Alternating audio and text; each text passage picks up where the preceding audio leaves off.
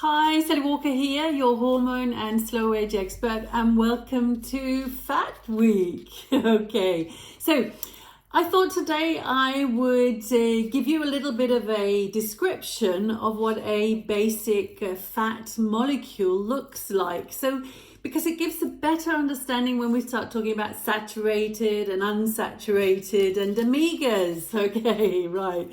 So, to understand what fat looks like, you want to think about a centipede or a millipede, where you've got this long body, we call it the backbone, and it's got all these little legs, isn't it, to each side. Right. Okay, so your fat molecule actually looks like this. It's got the body or the backbone, and this is made from carbon molecules or carbon atoms. And then it's got the little legs on each side, and these are made from hydrogen. So you've got hydrogen attached to carbon, okay? Now, if there are legs on both sides all the way down, then this little fat molecule is saturated because it's saturated with hydrogen legs, okay? If there is missing some legs, so you've got one leg on one side but you don't have it on the other side, and this can happen several places in the little fat molecule, then it becomes unsaturated. So if you've lost one leg, you're going to be a monounsaturated. If you've lost more than one leg, then you're going to be a polyunsaturated little fat. Yes. So then we have it's got a head, and this is sort of basically where the oxygen is, and then it's got a little tail, which is made of something called methyl. It's a group of carbons and hydrogen molecules, okay? So there it is. There's your little centipede or millipede, which is actually a fat molecule. Okay, so that was the unsaturated and the saturated. So where the little legs are removed, we have something called a double bond, and some of you may have heard about double bonds. And this is where atoms are shared to make it a little bit more stable. Because when you remove a leg, obviously it gets a little bit wiggly and woggly, doesn't it? Saturated fats are very straight. We call them chains, so they've got straight chains. Yes, where the unsaturated fats, they're a little bit bent in different places, because where you lose your leg, you bend, don't you? Yes. Okay. And it becomes very unstable there. So the double bonds are trying to make it a little bit more stable as such. Okay. Right.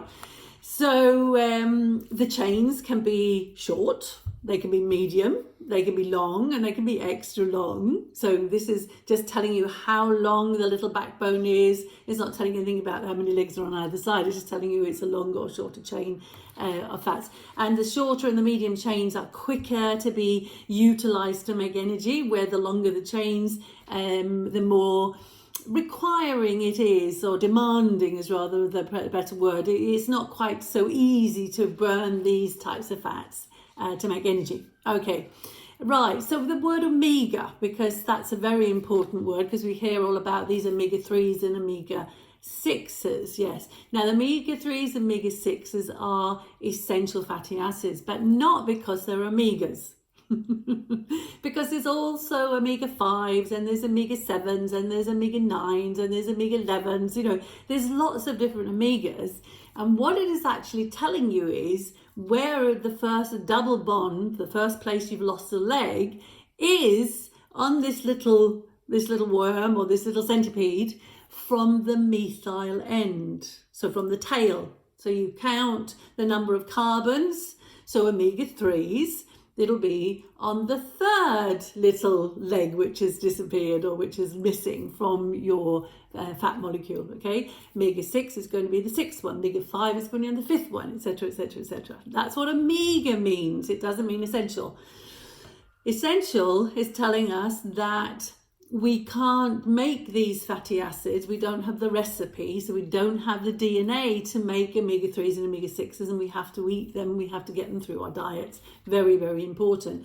And they are important for making, for affecting inflammation. So omega-6s are going to increase the production of the inflammatory molecules, and they're also going to increase blood clotting, where the omega-3s do the opposite. They're going to decrease the production of the inflammatory molecules and decrease the blood clotting. Both of these are very important, and I have some posts where I've focused on the omega-3s and focused on the omega-6s so you can get a bigger understanding of those, okay? So they are essential, have to come through the diets, but the other omegas are not. So omega-9, for example, is what we find in olive oil. So eat lots of lovely olive oil and you've got to get lots of omega-9s, but we can also make it. So don't worry about not having a lot of omega-9s. Omega-9s or omega-7s are very, very good for skin, but we can also make them, but it's also good to eat some of the oils which will have some omega-7s in. Right, that was your basic structure of fat. So like a little centipede with lots of little legs on either side. If you've got them on both sides, you're saturated. If you've lost one, you're going to be bent and you're going to be unsaturated. Basically that's what it is. You've got an oxygen head and a methyl tail. Happy hormones, happy life.